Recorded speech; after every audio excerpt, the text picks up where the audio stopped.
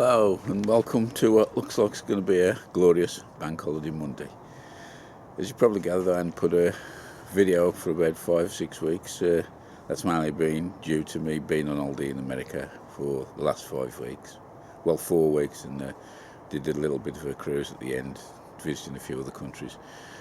This is going to be a quick video because all I want to do is show you the state of my plot at the moment. Because I reckon that to knock it back into shape is going to take a week, probably 2 weeks anyway. So without further ado, let's just have a look around the plot and see how the stuff's doing and what needs doing. Starting off here, this begonia, pot begonia, still in full swing flower. I don't think it's had any food for the last 6 weeks or so, and it's still going. Moving round, I've got 3 boxes of the sweet candle carrots, all planted at different stages, and there's the odd weed or two poking up, but all looking good so far. Moving on to this bed, which is the one you may recall I put in earlier in the season. This has got the heat treated onion sets in, and although it looks like a mass of weeds at the moment, I think there's a few reasonably sized onions in there. Most of them have gone over now, so one of the jobs quite soon will be to lift them and dry them out. As you can see, the paths are fairly well overgrown with weeds, but I'm on the annual, so they should pull out quite easily. In this bucket here, I've still got a few 2 or 3 international kidney potatoes feeling around the side of the bucket, them bulging out, so I should say there's a few decent spuds in there. This is my onion bed, and the weeds are, well, they've took over well, but more amazing, I've got some really nice onions in there. Don't know how big or whatever they are, but they're all a fair decent size, so I'm eager to also to get them out, because while we have the little dry spell now, it'll help to dry them out a bit quicker rather than taking any more rain up. I put these leeks in probably a few days before I left, and they have thickened up a bit, but looking over the far side is the original planting, and they don't seem to have put much size on. Yeah. In the middle there, don't know if you can make them out, is the banana shallots, these are brown, and I'm happy with the size of them. They look fairly decent, means it's the first time I've ever grown them.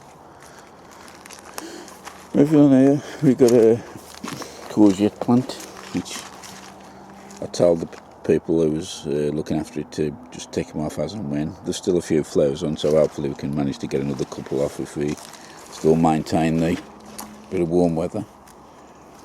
And here we have a few marigolds. This bed here is the Charlotte potatoes. Now, just before I left on holiday, I cut all the haulms off just in case we had a spate of blight at this side, and they look okay, although a few of them have actually come to the surface and gone green, so I'll have to sort all them out. In the next bed is the Sao Palmyra potatoes, and them look as though them started to go over a bit now, although it's still outside. Look out okay from the outside. In the middle it's all gone. The big surprise for me is these sunflowers. They're absolutely massive. They've got to be 8 to 9 foot high, these have.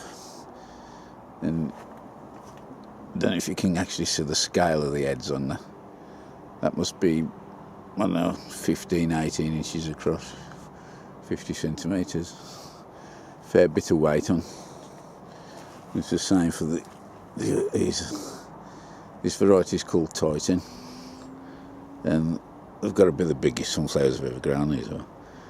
So I'll be chopping the heads off them a bit later on and drying them out. And here's my celery bed, believe it or not. Although there is a lot of weed in there. I don't think it'll take a long while to get the sort. Next up is the sweet corn. And look, some decent sized cobs on there, in between the weeds, that is. And looking at it, most of the tassels have gone brown, so I think they're ready to come out. This is the asparagus bed, and that's gone haywire. If that's anything to go by, hopefully we should be getting a crop or two off that, not next year, the year after.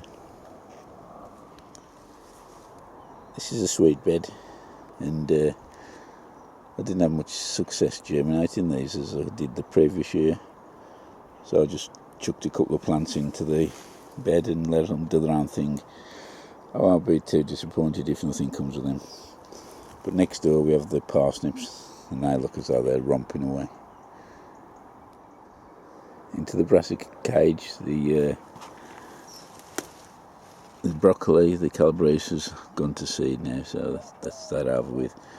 Still got a few cabbages just coming on, which will be another 2 or 3 weeks yet. Them look fine, although just before I left I did have a really good crop. I don't know if you'll be able to see now because the light's quite contrasty. I've got more cabbage and some collies in there as well. Right on the end we've got the sprouts, and they look to be doing quite well. The buttons I'm just starting to swell up.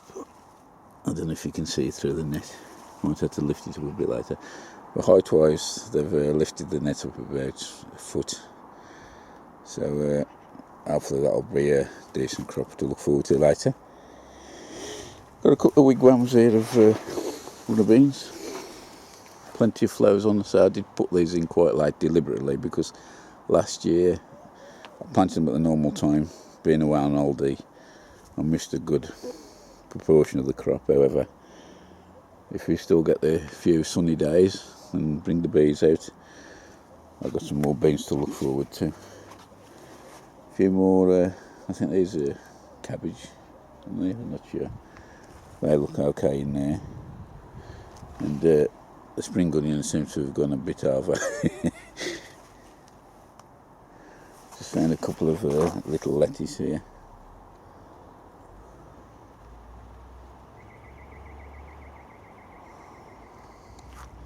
Now the surprise for me on this one is these tomatoes, which are the Crimson Crush, the blight resistant, and true to form, I can't see any damage on them at all. Looks quite a fair bit of fruit on, although it's still all green. Hopefully that'll ripen up.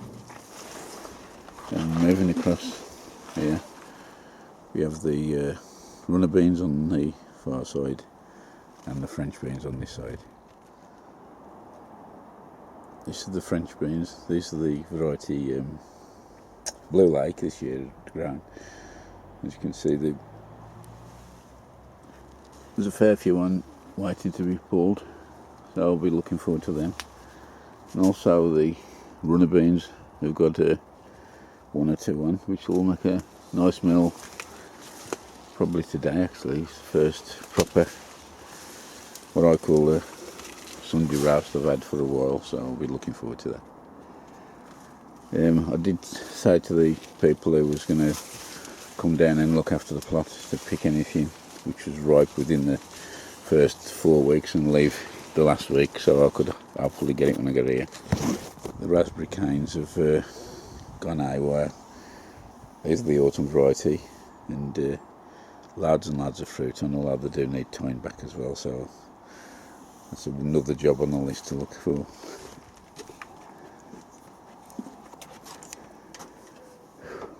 Moving into the greenhouse, as you can see, the tomatoes have gone haywire.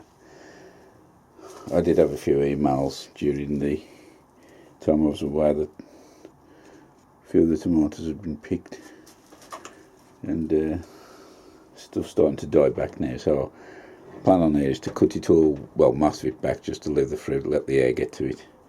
But there's still, as you can see, quite a bit of fruit to ripen on here, although there is some, say, already ripen.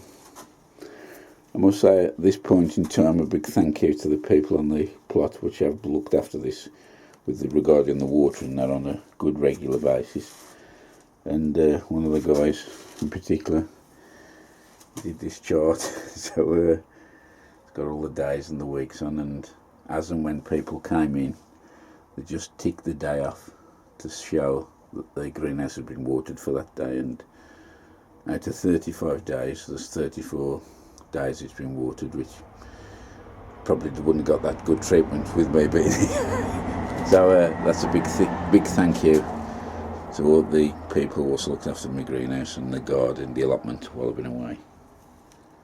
Just to round this one off, we'll finish off with the fruit trees, and this one here is the russet apple. As you can see, there's a fair crop of apples in here.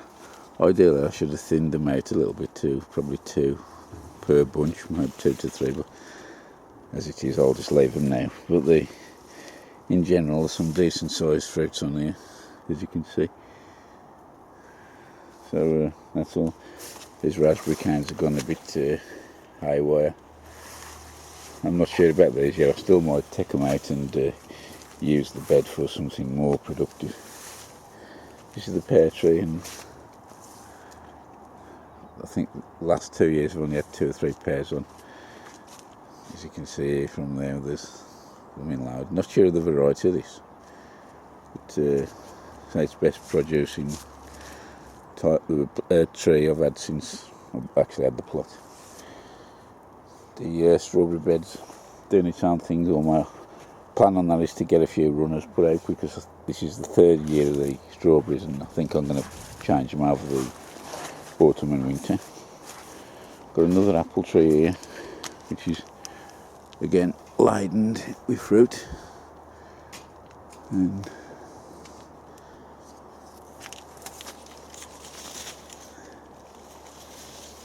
so all in all, looks like it's been a decent season for the fruit trees. So as you can see, the plot has done well while I've been away, thanks to the help from the other plot holders looking after the watering. There's a fair bit of work to do, but I've got a few days now in front of me, well, nice and easy, one bed at a time, and I'll film that as we go along and share it with you a bit later on. So until next episode, see you all later. Bye for now.